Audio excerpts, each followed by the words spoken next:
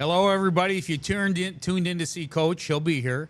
If you tuned in to see Tom Callahan, you're out of luck. Tom is actually Tom's at some good meetings for Tom. So, anyway, Scott Brand filling in.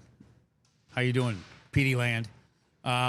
This will be a fun show, or it'll be a train wreck. Either way, it's gonna be fun to watch. Eli Rivers, you're my guest. Yep, it's a pleasure to be here. It is a pleasure to be here. It's a pleasure to be. You know what? You've had the best general manager both locations. Now your second year career, right? Your second year pro. You started in where at Motor City, right? Motor City last year with the great Scott Brand. What can you say, folks? Yeah, had to follow him here. Didn't get enough there, so had to follow the man, and here we are. There we go. There we go. Okay, I got my notes. I had my notes. I already lost them.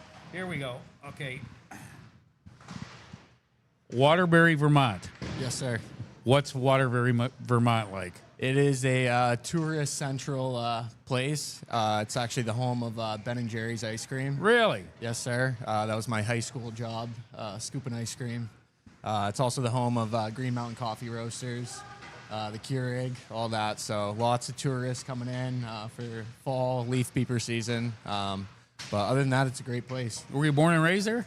Yes, sir. Wow. Wow. And I got to imagine there's, like 3 feet of snow on the ground right now up there? Yeah, all the time. Yep. So happy to be down here in the warm weather. There you go. Let's talk about your hockey career. What age did you start? Where did you start? Were you on the ponds? What were you doing? Yeah, I started when I was 2 years old. Started on the ponds with my dad. Come from a hockey family. He played. My grandpa got him into it. So my brother played, older brother. So I'm used to the hand-me-down gear and the pond for sure. Yeah, we still do that in the Fed is hand-me-down gear. So let's get back to, so your father played, what was his hockey background? Yeah, so he just played like local town hockey, played some high school hockey. Didn't really pursue it much after that, but he was super involved when I was growing up. He often helped out like coaching the teams. We used to do Sunday skates for my town. He would run those, so all the local kids would come out on Sunday afternoon, and so yeah, he was a big part of it. Indoor, outdoor rinks? That was indoor rink, but we played a lot. There was an outdoor rink in town that the boys definitely used a lot.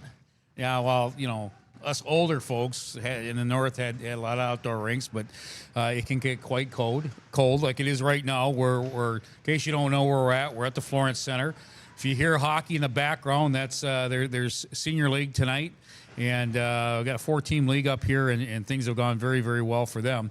But no, let's get back to you. So went through the youth program, I would imagine, high school program. And then what happened after high school? Yeah, so I didn't really have too many connections in the post-high school hockey world. So at first, I just sort of went to school. I went to West Virginia University out of high school, decided to play on the club team there. When I got there, I was the only 18-year-old on the team. A lot of guys had already played junior. So those guys kind of helped me find the path. I ended up leaving after a semester and went back and played some junior hockey for the rest of my time. So played a little bit in New Hampshire and then finished up my last year in Buffalo and Hamilton, Ontario. Nice. Yeah. Nice. After you went at the juniors, did you go on to college? Did you finish your college? You got your degree? Yeah, so I went back to school, this time at Nichols College in Massachusetts, transferred one more time to Alvernia University in Reading, Pennsylvania, and that's where I finished out and got my degree. And what's your degree in? Sports management. Really? So you want to take my job someday? Yeah, perfect. Oh, perfect. Another piranha in the fish pool. But no, listen. And so you transferred you got to college, you finished your degree, you're playing hockey. How'd you wind up in Motor City? Yeah, so kind of same thing. Not too many connections. I had a buddy that was playing down in Columbus for the River Dragons. Former Scott Brand team. Yep. So I went down there at first. Didn't really work out. They had a lot of returning guys, so. Boom, the head coach there, he found me a good spot in Motor that gave me a lot of opportunity, a lot of ice time right away, which is probably ultimately what I needed. Yeah. Tell the fans what number you wear. 23. Yeah, just in case you're wondering, Because I would imagine most fans, you guys got the half shields on, and they don't get to see it. And plus, as fast as you are, it's just a blur going down the ice there, right? And your position is? Winger, left wing. Now, did you ever play defense? I never played D. I played center in college, though. Yeah. What do you like, center or you like winger? I like wing. It's a little bit easier. Really? Yeah. See, I would think center is, because center's usually the pretty guy. He just stands out, and you guys got to go in the corners and work hard. Yeah, they there's just a little stand bit. there for the easy shot, rebound. Yeah, there's a little bit of that. But yeah, it's definitely easier to get some offense going when you're on the wing. Yeah. Loose pucks and stuff like that. So. Well, you see, like in hockey, it's pretty, you get the good-looking guys are the centermen because they don't have to get marked up. Wingers are okay because they go in the corners and they battle, but there's a lot of respect there. Now, then you get to the defense, and they're kind of ugly, and you get to the goaltenders, and they're so ugly they'll wear masks. So if you're wondering about hockey, that's kind of the breakdown of how it goes. Yeah, that sums it up. Yeah, it sums it up. Gonzo, great kid, just, it's where he wears a mask. And so anyway, and of course I'm kidding there, but no, that's wonderful. So new franchise here, and so far, I mean, the last 4 games have been caca, but it's weird. I'll talk to Coach about it. Is we we look like we were going to get run out of the building. All of a sudden, it's like professional wrestling. We make the astonishing comeback, but just fall short. But having said that, what you've been in PD now? What since I guess we've all been down here since September. And what do you find about PD you like? And have you had a chance to go onto the golf course yet, or any of that stuff? Yeah, the fine people at Trace's golf course are probably sick of seeing me up there. I definitely get a lot of time up there. But yeah, that's the best part about it is just being down here in the warm weather. It's a treat to be able to play hockey in a climate like this and be able to go from the rink straight to the course. It's definitely a treat. Absolutely, it is. And again, the other thing I think us Yankees got to get used to is the food. Is being from Chicago, it's pizzas and it's as you can tell, and Italian beef and what's the big favorite food up in Vermont besides snow? Yeah, I would say Ben and Jerry's ice cream is the big one. Can't tell from me, but definitely put some pints back in my day. Well, if you need help, gaining some weight, just let me know. Steal Of course, some from you. down here in the South, we have the Waffle House, and for those of you who took the over/under on 3.5, that's the first mention of the Waffle House. So, yeah, I happen to be a Waffle House connoisseur, like most people, you go to the Waffle House after you've had 2 or 3 sodas in you. So, what other hobbies you got besides ice hockey? Like I said, golf, big golfer, love being outside. So this is obviously a great place for that. And then other than that, I got a dog at home, hang out with him a lot. What's your dog's name? Name's Bo. Bo? Yeah. What kind of dog? He's a pit bull. Really? Yeah. Good dog? He's a good boy, yeah. He's a good boy. So speaking of dogs, by the way, good segment. January 3rd, Saturday night, it's Pet Appreciation Night. If you got a good dog, you're welcome to bring the dog in. We got to see the rabies shots and something else there. It's online, but listen, the dog, it's a $5 donation. We're not going to chase you out if you don't want to give $5 to the local nonprofit. We'll probably call your name and tell everybody you didn't give $5. But for the most part, listen. So love animals. I happen to have a cat. I used to be a dog guy. I had a bunch of chows, and now I have a cat, tuxedo cat. Shout out! I know he's watching in St. Louis, Michigan. And so hello, Senor Puss Puss. So yes, that's my cat's name, Senor Puss Puss. Good name. Adopted cat. So anyway, other than that, if you weren't in hockey, what job would you do? Well, I guess you said mine, sports management, but what would be another job? Yeah, Scott Brand Jr. would be a good title. You're going to have to gain a lot of weight to do that, but go ahead. I would say probably like a golf instructor or caddy, something on the golf course. Anything to keep me out there would be great. So do you want to go back home, or are you going to keep moving further south? I think the South is definitely meant for me. So you're for spoiled. now, yeah. Have you had a chance to go to Myrtle Beach? Not yet. No, I'd love to go down there and check it out. Obviously, some great courses down there as well. So big news, Myrtle Beach. Hopefully you're watching on the YouTube here, but beginning Thursday, our broadcast family will expand, and we'll be on in Myrtle Beach on the game there. And then I believe next week, or even possibly this weekend, North Charleston will be invaded by PD IceCats hockey. So things are looking good. We're also waiting on a special equipment that we can get on the PD Sports Network. So we'll be all over the state and a little bit in North Carolina. So things are looking good. And listen, we got a long-term plan for this team to be extremely successful here. And I think with the turnout, it has been 3,500 plus people per game. And so we're very happy with the way it's gone. But back to you. How important is it for the crowd? You know, first of all, you guys don't know when to shoot the puck. That's why the crowd yells shoot all the time in the power play. But seriously, how important is it to have a good crowd behind you? It's unbelievable. It's night and day. You know, last year playing in Motor, it's a great spot, but it's a smaller rink and smaller crowds. So, you know, playing here, you know, just you get the puck and you're coming up in the O-zone, and you know you can hear the crowd getting on their feet, and yeah, it's definitely a motivator for us. It's easy to get up for these games. We want to give these guys the best show that we can. Who would you say is the fan favorite? Oh man, there's a few. I would say Huey is probably the face of the franchise. I would say I get a lot of people asking about Jordan Popoff as well. I think that fight on one of the first nights was a big selling point. Yeah, people tend to like fighting in hockey. Yeah. How about you? You're a lover or you're a fighter? More of a lover, but I'll go if the boys need it. When was the last fight you were in? I had one last year. Did you? Yeah, I had one last year. Nick Golo, actually. He, in Nick Golo fashion, had a little dive in the corner, and so I jumped in and fought the guy for him. Sounds a lot like Nick. Yeah. You know, and by the way, big shout out to those listening up in Motor City. I know we do have a lot of Motor City Rockers fans who are following the team, and we'll see what happens next year and hope that they can come back and be part of our family. There is something I did want to talk about, and I got you a present here, believe it or not. I got to run off camera. I'm not going away. But folks, and you know, I kid a lot in case you haven't figured that out, but there is something that's special about hockey, and I think the thing that's special about hockey and other sports too, but particularly ice hockey, is how we give back, and it means a lot. You'll see this a lot, particularly at the minor league levels, but even at the National Hockey League level, where the players will work with the youth hockey. And a couple weeks ago, we had.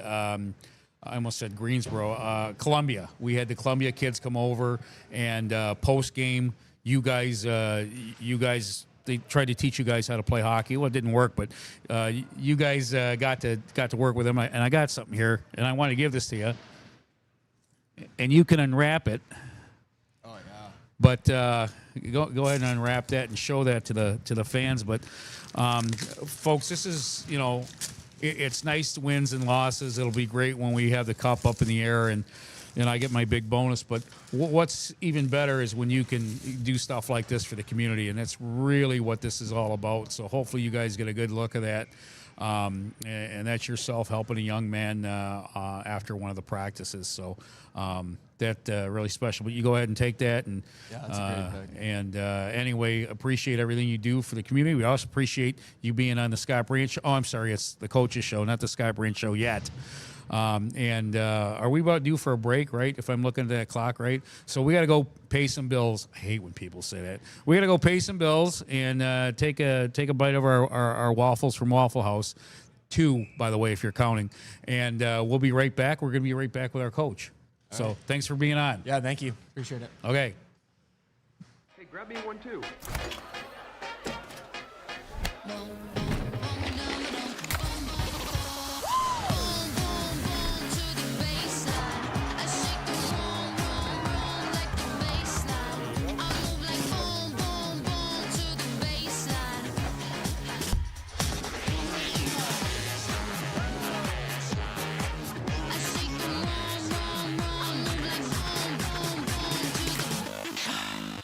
In the heart of Florence, South Carolina, discover Palmetto Smiles, where artistry meets advanced dental care, led by Dr. Brian Sang. Dr. Sang is a highly trained implant and cosmetic dentist, dedicated to transforming smiles with advanced techniques. He's committed to continuing education and bringing the latest methods to every patient. At Palmetto Smiles, comprehensive dentistry is under one roof: general care, restorative solutions, TMJ therapy, delivered with compassion. Ready for a healthier, more beautiful smile? Call 843-203-5255 5155 or visit palmettosmiles.com. Dr. Brian Sang and his team can't wait to welcome you.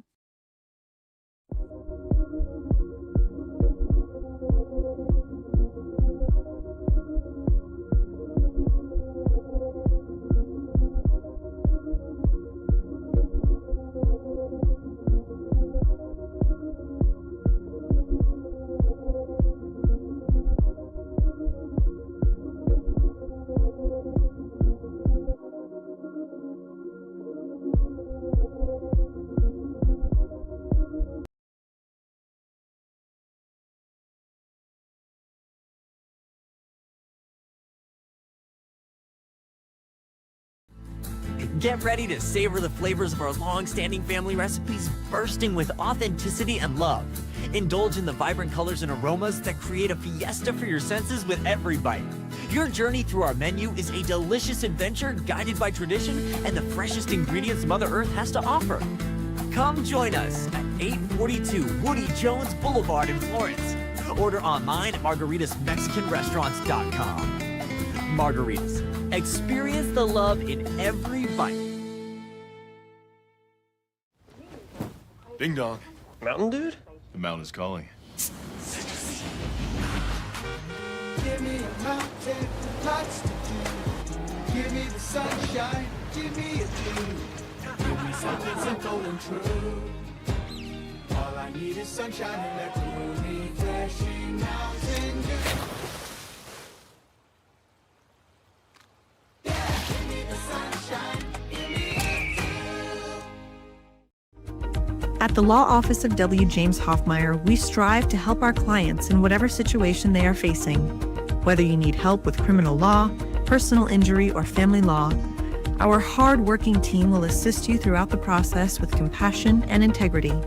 Our goal is to always provide our clients with outstanding representation and advocacy throughout their case. The Law Office of W. James Hoffmeyer, serving South Carolina since 1992. How we doing? Scott Brandt now with Coach Gary Graham. Gary, welcome back to your own coach's show.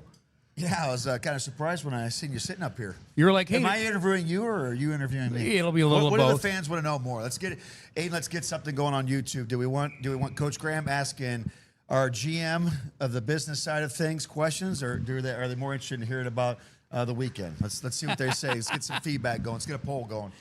Well, before we get into some things, a couple things we got to mention. Saturday the 13th, ugly sweater, teddy bear toss. Awesome. So first goal, you launch those teddy bears. Our first goal. Yep. Yeah. Launch those teddy bears. We'll be wearing ugly sweaters, which we'll auction off. Also, season ticket holders afterwards, exclusive season ticket, skate with a team. And it's free unless you need skates. They're $5. December 19th, Mascot Mania. Come out and watch a bunch of mascots play broomball. The 26th is Boxing Day, so guaranteed fight. No, I'm just kidding. We don't know what we're doing that day. We'll figure it out. 31st, New Year's Eve. I think we're having fireworks. Oh, you put me on the spot. We still got to talk about I got to go talk to our fireworks we provider. got to talk about this. The rumor is I'm supplying the fireworks, and I'm literally shooting them after the games in somehow, some way, which I have no problem racing out there after I get out of a suit and going out there. But it's got to be nice weather, because if I get it out there set up and it's rain or something, we might have a problem. But we're gonna figure it out. We lose another game, you might be having fireworks in the building too. That is, we already got a little bit of those going on in practice right now. The boys are fired up right now, which is a good thing. The second's NASCAR night, and of course the third is pet appreciation, which we touched upon a little bit. So let's get back right down to the hockey. This is where I actually like I know anything about hockey. Yeah. So Friday night. So fans that were here know we were down 4-1, and you got to be thinking, what the hell is going on with this hockey team? And then all of a sudden, like a pro wrestling script, all of a sudden we make this tremendous comeback. It's 4-3. I think we were headed right 4-3, and we went into the locker room. Yep. You got to be feeling good. The guys got to be feeling great, because first 20 minutes, I'm sure they got yelled at. Probably the first 13 minutes of the second period, they're like, oh, coach is going to lose it. But the last 7 minutes kind of saved it for them. So you got to be feeling good, and so it seems like that scenario is going on and on. And so did you say anything? What do you say to them after the second period? Because you really can't. I mean, they're making a comeback, but still first 13 minutes were kind of tough. Well, the one thing is we have a lot of confidence as a group in our ability to generate offense and generate scoring chances. We believe that we can do that, and that was kind of the first time during the season we've really put ourselves behind in a game. So it's actually good to see our team respond well. That's actually a good learning thing for our team. Down 3 goals is tough in your own building. Of course, guys start getting frustrated. You hear the frustrations on the bench, which is normal and stuff like that, because guys want to perform in front of these great fans and stuff like that. They have families, girlfriends, wives in the stands. They want to perform, and kudos to them. Again, we're kind of a momentum team. Once we get going and we get feeling good, Scotty, we could do some special things. We just needed to get that second goal, then we get the third one, and then we kind of got ourselves going. But unfortunately, just made a couple mistakes on the penalty kill that really hurt us, and that was really the difference between Friday night's game of winning and losing. So, all these games, over this last 4 games that we've lost, we've outchanced the other team, but all these 1-goal losses basically, have been just missing out on a play here or there, and then the other team has capitalized on an extra play here or there. So, we're in these games, we're close, but for us, we got to have that urgency. We got to start getting back to getting points right now. We have to be aware of where Carolina's at in the standings. We're not scared to start talking about we want to be a playoff team. Usually when you first start the season, you're just trying to get your systems down, get everybody acclimated. But, as you start getting there, closer to the holiday break and stuff, you have to start being aware of where you're at in the standings and kind of who's chasing you and where everybody's at, and understand these division games are very important. So so you come back out, guys, for the third period, and they score, make it 5-3. And so, I'm already headed to my car and have to stand. I'm kidding. I just stay. But you guys, instead of quitting, you make it 5-4. And we got a hockey game again, and got a legit chance to tie it up, and you outshot them 49-21. So there's good there, but like you said, I think the mistake was they got out that 5th goal. I'm trying to think of their 5th goal. I think it was a turnover, right, on our part? Yeah, it was, and we just didn't play the way we want to play through the neutral zone. They were in a 2 versus 3 number situation. We should have been a lot more aggressive in a neutral zone. We gave them way too much time and space to where it allowed Schnapp to kind of come into the offensive blue line and shoot that puck. And it was a tricky shot, especially with the lighting in this rink for our goaltenders. Kind of comes right off of Prexler's kind of heel. And, as a goaltender for Matty, I know he'd want to have that one back, but you're not expecting usually a shot from there, and it kind of sometimes, we can't wait for the new lighting to come in. We're really excited for that. It's supposed to be this week, by the way. But that puck coming from that area of the ice, and you're not expecting it, and kind of some of that background lighting and stuff like that, those shots can be challenging sometimes to pick up right away. And again, it's kind of like that goal that Columbus beat us on the previous week on Friday. That goal that they score with 50 seconds left. Again, that's like a 1 in 1,000 type of shot. You know what I'm saying? Like, Jacob Schnapp, I know this game very well. Him scoring from right there at the offensive blue line, he could take that shot 1,000 times and not hit a corner like he did. You know what I'm saying? So, absolutely. It's just the hockey gods right now are making us work for it. And I'll tell you this, Scotty, every team goes through this. We're going through it right now. And the good news for us, like we talked about this morning, is how do we handle this? Do we continue to point the finger around the room, or do we look internally and do we say to ourselves, how can I be better for this hockey club? What can I do more to make sure that these coin flip games that we've been in, we can actually come out with the points as opposed to not getting the points? And that's the difference right now. We knew that our schedule was going to be challenging. We knew that every game was going to be a grind this year, and that's the way it is. So it's nothing that we're not expecting. Well, and here's so the other thing, and we're going to talk about Saturday's game too, is listen, I agree. You can sense the guys. I know they're not edgy, but there's a little edge to them, right? We still have 70% of the schedule left to play.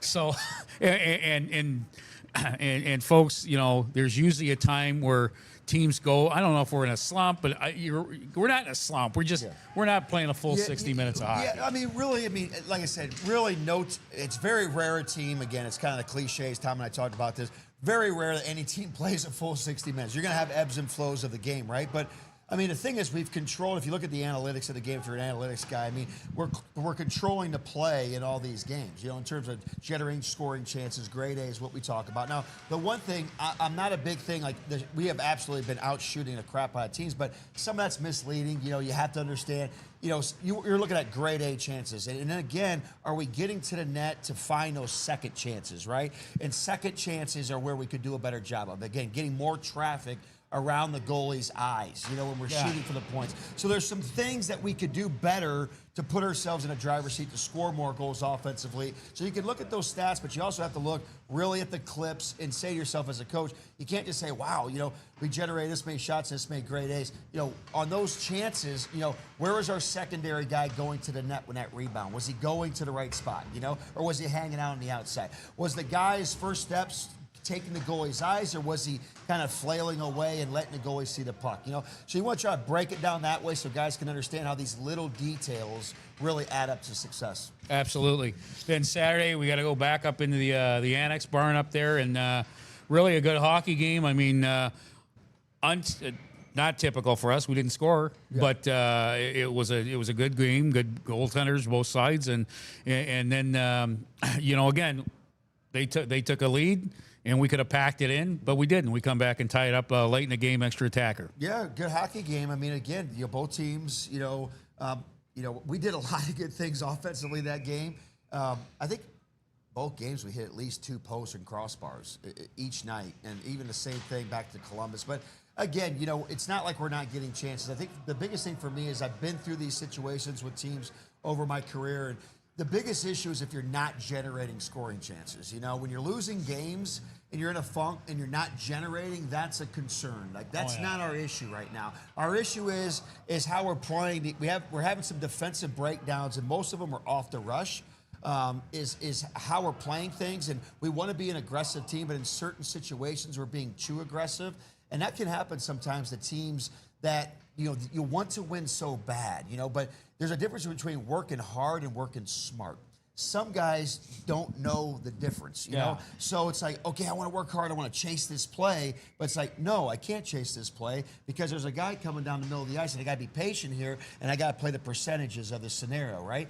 So that's where we get in a little bit of trouble sometimes is again, they're still learning the system, right? So like a lot of these guys are learning a new system, and it's an aggressive system that we play, but it's aggressive with intention, and our intentions have to be done at the right times. So the game of hockey is a very fluid game. It's not always, there's a lot of gray area. It's not just black and white with systems. So I think this thing, we showed some video and showed some things that we got to be better on, and we did a better job on Saturday night eliminating the odd man rushes, which was good. And we're going to see a great Athens team that can kill you off the rush with their forward group. So today the big focus was working on how we're going to play in our own end, how we're going to backtrack and really try to keep things hard for Athens, hopefully off the rush, and make sure we're getting back hard to help our D out and stuff and protect the good ice. So, we got to make sure going into play a good Athens team, we have to have a defend like crazy first mentality and let our offense come from there.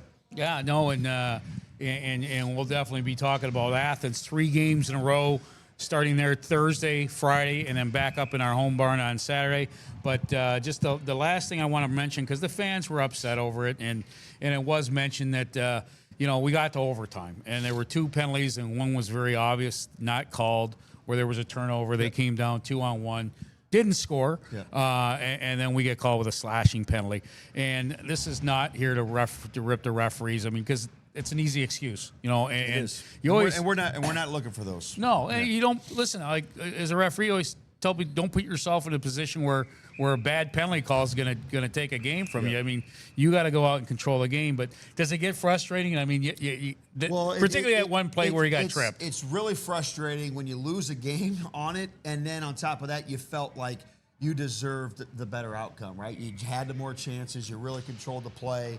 But again, like for us, like you're not going to win a lot of games only scoring 1 goal. You're absolutely right. So again, you have to be realistic, okay? So we got to bear down on all those grade A chances. We got to bear down, Let's not mention the Bears. Yeah, we just should have not put ourselves in that predicament. Great for us to pull the goalie and get that goal to get points. Again, they only get 2 points in this 3-2-1 system.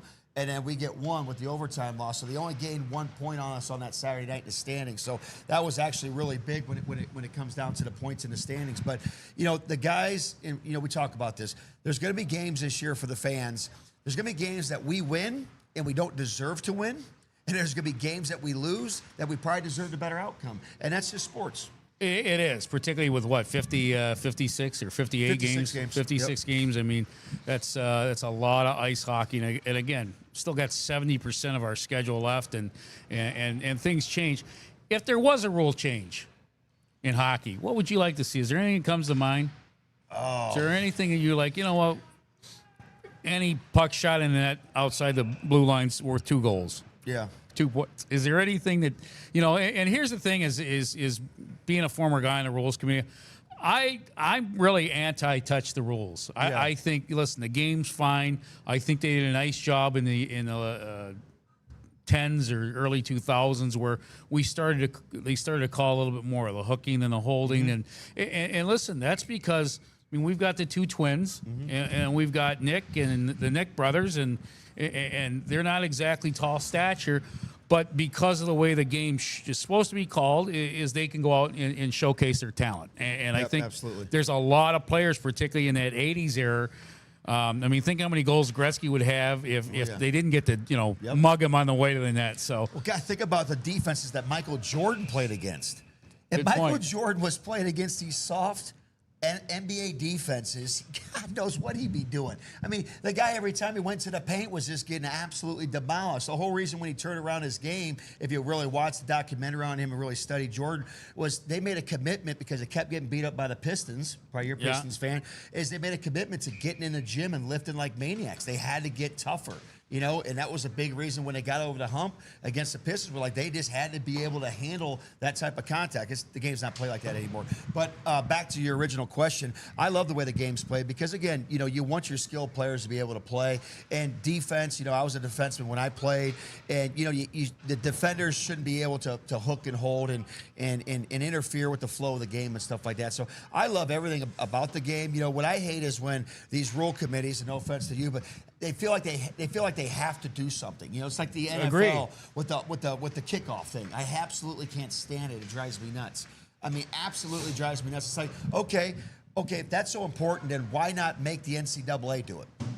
I mean, that's your feeder league. It's basically the American League to the NHL, college football into the. So if that's the thing, why aren't we doing it at both those levels, which is like the developmental level for the NFL? So, that there's this. I think some people, just like referees, they get involved to get involved. Rules committees, they feel like they have to get involved to get involved. Where it's like, just let's leave it alone unless something really has to be done. I have to tell you, I agree 100%. In fact, rules committees, I don't know why they're not made out of maybe the referee in chief and then 4 coaches, because it's the same thing when they comes times of financing. I mean, I don't, no offense, I don't want a coach necessarily in that I want the guy writing a check, but when it comes to hockey, we have to use our coaches more, and I think that, I'm not criticizing the league, but I think we could definitely use our coaches. And Gary, here's the thing: is like you got a great background, but you look at Rutledge in Athens, you look at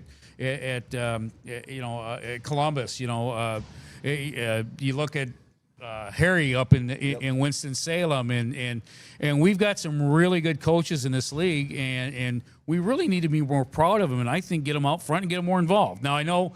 Listen, I get it's about wins and losses, but I also think, and as I just mentioned to Eli before, the thing about hockey is, it's about wins and losses, but when you kind of step away and off that bench, it's about the game. Yep. And that's what's so special about our game is listen, you've probably lost a teeth or 2. You look like you got a stitch here or 2. So more stitches, few, here, mostly 2 on the eyebrows and 1 on the lip. But no, I was blessed to keep my teeth. So I drank a lot of milk growing up. I can't say the same thing, but so it's the people that have experienced the trenches. And it drives me up a wall when we have people. That's not fans. You can criticize the sport and everything. Let me pick up where you just left off here. I will say, again, my first year in this league, and kudos to Paul Jean, again, with the officiate. They actually did bring up, we had a coaches conference call before training camp, and they did ask for feedback from coaches on a couple different things that they were thinking about. The biggest one that was intriguing was about allowing goals to be kicked in, which as a goalie father, I hated that. You know what I'm saying? So, like, literally you could have a kicking motion that would allow a goal. And, for me, I didn't like that just because of, when goaltenders, when pucks are down in the paint, their hands are active down there.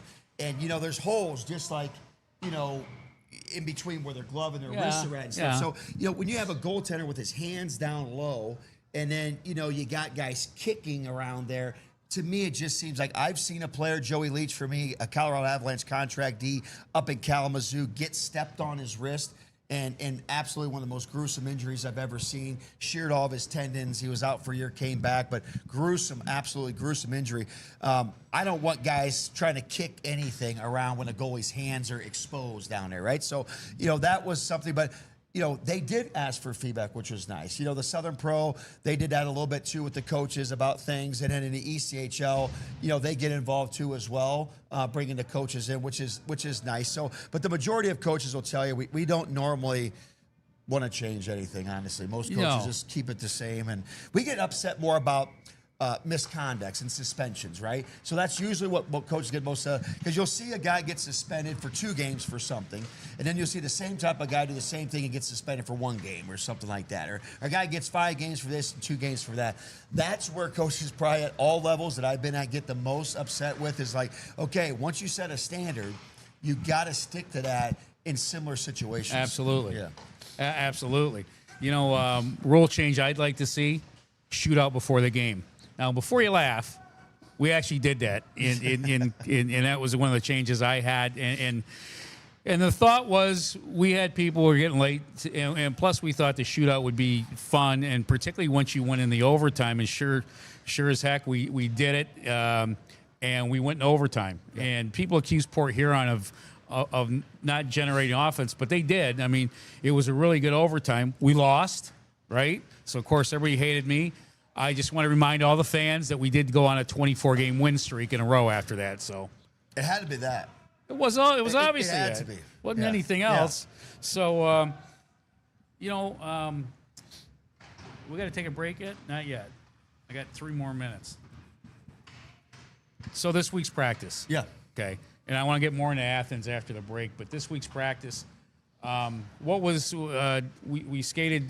Skated this morning. Had a longer practice, and it was late skate because we had the Globetrotters here in the building. Yeah. The guys did a great job turning around the rink. We didn't get on quite when we went to a 10. I think we might have got on around 10:15. We had a good locker room meeting there with the guys, just kind of aired out some grievances, talking about some things that where we're at right now with this kind of streak we're on the wrong side of things and what we need to do to better. And we let everybody kind of step up in the room and kind of say what's on their mind. And, those things have always really worked for me in my career with groups when, guys are able to, in a team setting, especially with the coach in there and Nick Graham was in there, is to kind of stand up and kind of get stuff off your chest, And sometimes guys hold things back, and, you have your captains meeting every Monday and you hear the feedback from them. But, there's always some other guys in that room that will really bring up some really interesting points. And, of course, we heard some really interesting points this morning. And the biggest thing is that you heard a lot of guys say really good things. And, now everybody has to hear them things and hold each other accountable to those things, right? So, you can really grow from what we did this morning behind closed doors. But at the end of the day, it can't just be about talk. It's got to be about action. And that's why I really challenge the group about is we need urgency and we need men of action more than anything. Absolutely. Hey, a reminder, tomorrow, 6:30, down in Effingham, South Carolina, Sarah's Grill. The guys will be down there eating. Now, listen, it's going to be kind of a laid-back thing. If you've been to Sarah's Grill, it's kind of a small gas station restaurant. The guys are going to go down there. They're going to get some good old-fashioned, don't tell Coach, good old-fashioned Southern food, with the fried chicken and everything else. But no, Sarah's going to take care of us, or the grill is. But just thank you, Sarah's Grill. Yeah, if you happen to be down there, stop by, say hello. But as I said, it's not going to be more of a structured. It's going to be more, hey, guys, get a meal in you, and of course then. And then our plan is Wednesday. You guys leaving Wednesday, right, for Athens? Yep, we're going to practice here, and then we're going to head over to Athens. That way we can get into on Wednesday nights and kind of get acclimated and get a morning skate, get a feel for their ice surface on Thursday morning before we play them the first of the 2 games set on Thursday night. Yeah, and real quick, just want to go over again, Saturday night back here in the jungle. Hopefully it's going to be a more lit jungle. I am told that the lights were due here today, tomorrow. I haven't seen them yet, but they claim they can turn around and install them in less than a day. So If not, hopefully by the I think 13th. me and you can get up there and help. I'll get up there on something and help. I can screw in a light bulb. I can do bulbs. But ugly sweater night. They're on. They're up for dash right now. You can bid on those ugly sweaters. Teddy bear toss. Also, we just worked with Toys for Tots. If you have a toy, please bring it in. Don't toss it on the ice. And remember, fans, when you come in, go to the concierge table. For every toy you bring or stuffed animal, you're going to get a ticket voucher. And that voucher is going to be good. We're going to give an autographed ugly sweater jersey away and as our appreciation. But this is good for the kids and kids that don't have a chance to have a good Christmas. December 19th, Mascot Mania. Come and see all the mascots on the ice, and we're celebrating Scorch's, not Scorch, wrong team, Scratch's first birthday, sorry. December 16th, of course, Boxing Day, we're going to have a jiu-jitsu. I hope I pronounced that right. 26th. The 26th. I'm sorry. Yeah, It's 26th. I got the wrong glasses That's all right. on. I'll help you sell. Thank you. But it's Boxing Day, and we're going to have on-ice jiu-jitsu. Don't call it karate. They already told me that. Nice. And Jiu-jitsu's different than karate. by the way, our guys with They're our gonna be Swamp going Fox over. are going to Yes, go over there. Yes. We have a couple, I think 2 or 3 sessions, and I'm looking forward to working with him. And I haven't talked to the guy yet that you set me up with, but after the Christmas break, we're definitely going to be linking up over there. I want to learn a couple things or two, just in case if I need them. Yeah, well, we'll have the guys break boards. Yeah. 31st, New Year's Eve. What can I tell you? It's New Year's Eve. Where else are you going to go? Really more of a family event here, and by the way, we'd be done by 10 o'clock, so those young kids that want to go out and go party and have a few, you certainly can. Don't drink and drive. That's coming from your Uncle Scotty. January 2nd, Friday night, race car night here. We're working on some stuff. And don't forget Saturday night then, pet appreciation. We're looking for small dogs. If you got a dog 10 pound or under, we're going to have a race. And let me tell you, make sure you remember that, because every place I've ever gone, that is one of the most entertaining things you'll ever see. It's actually the only thing that really makes me come out of my office. Really? It's the only thing of any event where I've coached is when they do the dog races, because me being a dog guy, I think is the funniest thing. All right. Well, we're going to take a break here. When we come back, we're really going to get to know Coach Gary, because he has no idea that he's going to be asked the 10 hardest questions to get to know him. So we'll be back after this. You're watching the Coaches Show on YouTube and, of course, listening on the game. From home entertainment to the technology that keeps your world connected and secure, at PHT Audio Video and Security, we don't stop at residential solutions. Our team designs and installs professional commercial systems built for performance and reliability. Secure what matters with advanced security systems and stay protected day or night with powerful camera systems engineered for clarity. No matter the need, expertly installed and perfectly integrated.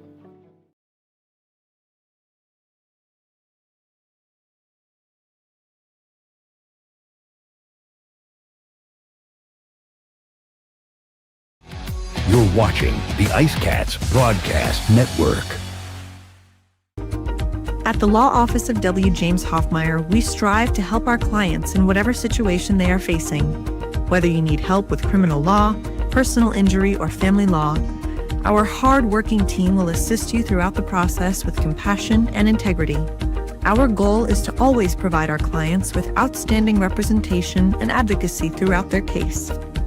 The law office of W. James Hoffmeyer, serving South Carolina since 1992. With over 74 years of combined experience, Hometown Floor Coverings is the PD's flooring experts with attention to detail and professionalism. Whether it's commercial or residential, our installers are very reputable and trustworthy. Contact us today for free estimates. Hometown Floor Coverings, the flooring installers you can trust. Bring new life to your home.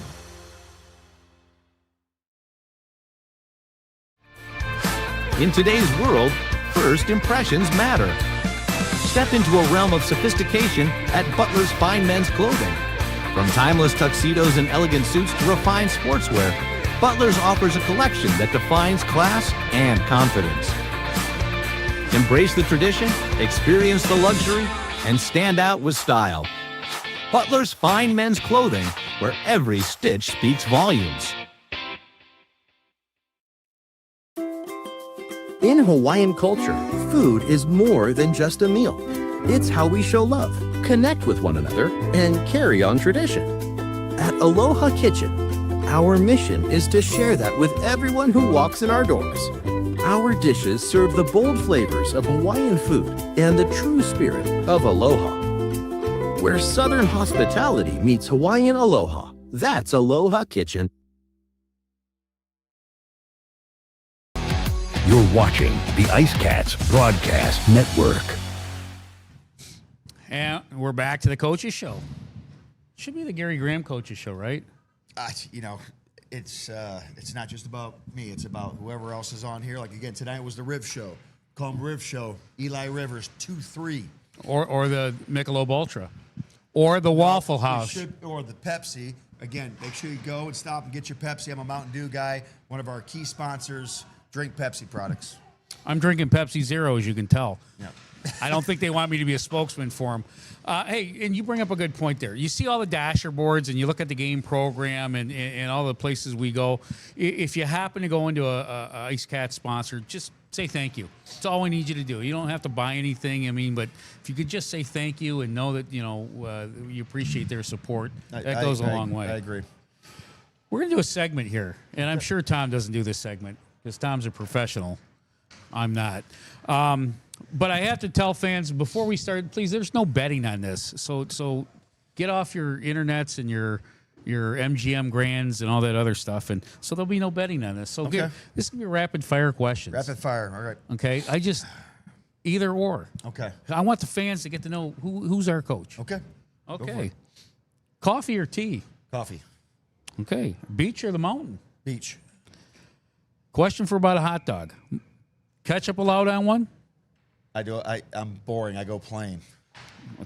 So no on ketchup? Nothing. Plain. Yeah, well, nobody should be putting anything on ketchup past the age of or ketchup on a hot dog past 12. Okay. Time travel. Would you go back or forward? Backwards. Okay. Dogs or cats? Dogs. Pancakes or waffles? Pancakes. Really? Ice cream. You gonna have it in a cone? You gonna have it in a cup? Cup. Love or money? Love. Wife watching? I don't know if she is watching or not, but and it's hard to get love, For me, like the older you get, it's to me personally, it's easier to make money as you get older, if you know what you're doing. But love is a little bit trickier. Okay, and the final question: sparklers or rockets? Oh, I'm a rocket guy. Okay, Oh, yeah. And just a little bit of insight. Gary works with fireworks in the summertime. You want to go ahead and do a plug? I've been doing that. I'm 46. I'll be 47 in January. I opened up my fireworks business when I was 20 years old. Yeah. So I've been doing it forever, about as long as I've been coaching. And it's my passion, fireworks and hockey. And, the fans might we got to still work out the details of the New Year's Eve show. But let's just say that I pride myself on having the best stuff in the country. And I've gone to the local fireworks stores around here, and they got all crap. And when the people see what I bring down here, they're going to see why Indiana is known for the best fireworks. Sounds to me like maybe we need to have a fireworks tent in the summertime down here. Hey, that's something that you can talk to the local fire marshal. I don't know the rules and regulations down here, but we supply stores all over the country wholesale for that. We're shipping right now around the country to a lot of our stores, especially down south, because it's bigger for New Year's down south than it actually is during the 4th of July. Absolutely. Actually, they were two of the competitors. In fact, full disclosure, I used to work for one of the major ones. You used to work for my biggest competitor, Phantom Fireworks. I did, and know Bruce very well, and Youngstown Phantoms. But it is a business, and learning all the buy one get three and everything else. And I don't know who started that, but it'd be so much easier, right? I've never done it. Never done it. 25 years in business because it's the biggest scam ever. It's like the car lots that priced a $5,000 car at $10,000, and they put a big X through it, and then they just have it for $5,000 like it was originally $10,000. I can't stand that kind of marketing because I don't like to bamboozle my customers. There you go. There you go. We got to talk about Athens, but. Did the fans actually want him to ask me a question? Do you have a question for me? They're probably why number 66? So Scotty's got on a nice jersey right here. He's wearing number 66. I always find it interesting when I see a fan wearing a number, or usually there's a symbolism to it. So why number 66? So very simple. It's my birth year, number one. Number two, I always had a rule as a general manager. And if you happen to notice the IceCats, they're all 1 to 35. Okay. And the reason I did that is because I don't like the big numbers. It's just, as you wear one. As I wear, the only reason I wear one is normally. Rules for thee, not for me. I would wear 22, but then, people, I wouldn't want people to confuse me with Justin. Right. And that could be particularly if I went out and played senior hockey, They'd be like, well, hey, why is Justin playing senior hockey? Now, his name's Twos now. He's only allowed to be called Twos. Twos? Twos. Okay. Twos. So that's why 60. So my number was 22 for the longest time. Okay. Those that remember a long time ago, I was called the boxcar because I used to run around and hit people, take a lot of stupid penalties, and then, got suspended. And they're like, hey, you should be a referee because you know how to break the rules. So, but I was a referee back when you didn't call penalties in the 80s and I could see you being a good ref linesman just because of the fact that you know how to communicate while having a personality and a sense of humor. My favorite refs and linesmen are ones that can come over, have a conversation, have a little bit of a light, jovial kind of way about it, because the whole thing is the temperature's always high. You know how that is. And you need to kind of bring the temperature down and be a politician. Basically, I think some of the best referees and linesmen, they can control it, but they can also kind of bring everybody down, bring the temperature down, and try to rationally explain things. Now, the ones that can't do that are not effective. No, they're not. And you're right. I think I gave out 4 misconducts in 4 years of pro hockey, and in the USHL, I think I gave out. I was there for 8 years, and I think I gave out 4. Yeah. For getting me upset, but you're right. And here's the best thing a referee can always say to a coach and totally diffuse the situation. You can't say it a lot. Yeah. But you know what, wrong. Coach? I was wrong. Yeah. I missed it. I'd say, and you know what, for me too, like that's the biggest thing I've learned over the years as coach. I tell a lot of young coaches this is you have to be willing to admit to your team as a coach when you mess up. I almost said a word there. Because we're going to mess up too, right? Like it's just inevitable that there's something that's going to happen in the game where you might have not had the right grouping out there quickly. Something happened, you didn't see a situation or something like that, and that you will make a mistake. And again, you don't want to make a lot of them as a coach because we're getting paid good to not make mistakes. So, but again, when that happens, you have to be willing to own it in front of the group, because you're going to ride these guys for them all the time in video and chisel them in front of their peers. Sometimes you have to have hard conversations. You better be ready to take it and fall on the sword yourself when appropriate. Absolutely. The nice part about the old days is we didn't have helmets, so you're going to throw your arm in the air, and you knew the penalty, and all of a sudden the penalty was weak. You could always fix the hair. So let's talk about something real quick. If we got a quick second here. I knew a lot of fans were talking to me about the one game where there was the offside call, the goal review, right? Yeah. And they actually allowed the goal, right? It ended up being offsides. Houston was offsides. The guy came over, when they reviewed it, and obviously it didn't go wrong. Everybody expected a penalty, which normally happens. But just so the fans know, this is a good example of a referee coming over and really communicating well to me. Because I was like, well, if that's the case, why aren't we on the power play? And we did not have the camera set up to review the offsides call. So they actually went and reviewed it, but they couldn't see any type. We didn't have the proper angles that we were supposed to have, I guess. And so he came over and was very professional. He said, listen, Gary, here's the deal. He said, yes, we took a look at it, but you guys don't have what you're supposed to have to review it. So I cannot penalize the other team for something that you should have that we can't review. And he goes, and I wouldn't penalize you if the roles were reversed. And I said, you know what? That's good to hear, because that's the way it should be, right? So again, I thought he did a very good job of communicating that, but that for the fans, that was the reason why that kind of scenario happened, is because, and we're working through some things in the rink with the lighting and stuff, but there are supposed to be cameras that actually have the vertical lines in here. We have cameras at the end, so they couldn't pick up that particular offsides play. So that's something that I found about later after the fact. No, that's good. That's good. We're going to take our final and quick break, and then we're going to come back and have a couple minutes to talk about the Big Bad Athens Rock Lobsters. We got 3 in a row, so we'll be back after this break. Hey, grab me one too.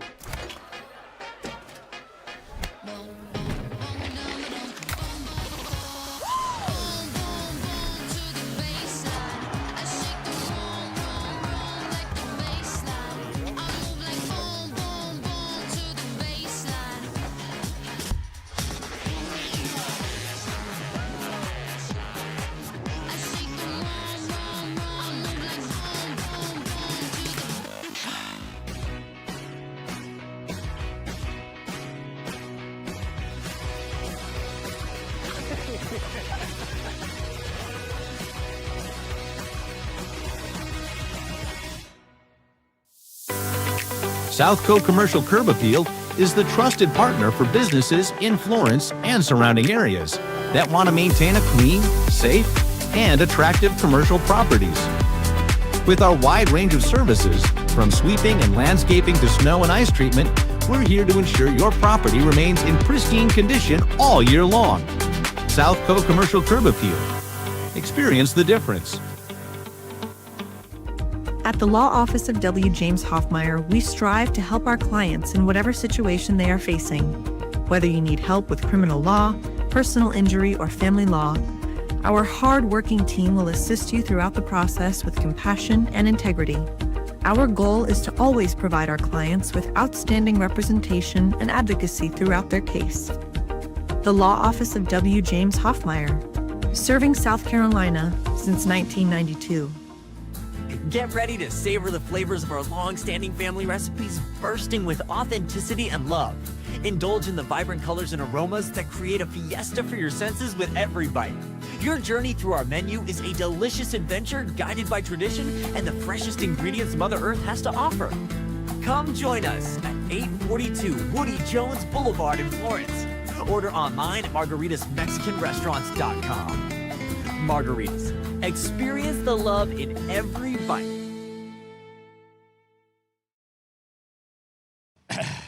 Welcome back to the Coaches Show. And Gary, you've been a great guest. But we have a 3-game weekend. I think it's our first 3-game weekend, right? Yep. And kind of this early in the schedule is kind of not normal. Normally they're on the back end when we're trying to get. But the 3-game weekend, you got Athens, top team in the league, or one of the top teams in the league. You know, you got Bingo up in the north. So what do we got to do? Well, the biggest thing is we got to stay disciplined. You know, their power play can really hurt you, so we don't want to do anything that's going to put us behind the 8 ball in terms of the dumb penalties, you know, lazy hooks and holdings. But at the end of the day, we got to get in on them, and then we got to get out and get above them. And what that means is, you know, we got to get in on the forecheck and really grind them. You know, when you play a very good offensive-minded team, the best thing to do is try to keep them 200 feet away from the net that they really want to be playing at, okay? That means sustained ozone time, sustained pressure on the forecheck, and try to make it difficult for them to get out and get those exits where they're so dangerous off the rush. And again, they're so well coached, veteran leadership group, guys that know how to get the job done. You know, they're playing with a chip on their shoulder coming off of that first round exit last year against Columbus. You know, so their group's got this kind of identity going for them where, you know, they're talking championship or bust kind of this year with that group over there with everything they got. So they're hungry. And again, it's good for us to go in there. It's a hostile environment, I've heard. The fans are loud. It's rowdy in there. And it's a really nice barn, too. So, you know, it's exciting for us. I looked at it as, again, we should be very, you know, opportunistic and optimistic about going in there because it's a good challenge for our group. So, you know, even though we haven't been, you know, getting the job done over the last 4 games, Scotty, we have a chance to turn it around against a #1 club in our division. And what can make your confidence and your swagger come better than that, you know? So I think that is a great opportunity for our team, and I'm really excited to see the response this week. Yeah, it's going to be a heck of a show, and again, you can catch it right here on YouTube, of course, the radio network, and thankfully, fans, Tom Callahan will be back, and so you get to listen to a former NHL guy doing play-by-play. I mean, what a special treat that is. And then Friday again, same opportunity to watch him, but Saturday night here, bring your stuffed toys. Bring your toys that you want to donate to Toys for Tots. Come out and support the PD IceCats. And we want to thank everybody for watching. And thanks for getting through this with me, Gary. I want to thank my special guest, Eli Rivers. And we'll see you all Thursday on the YouTube. And we'll see you Saturday right here at the Florence Center. Good night, everybody.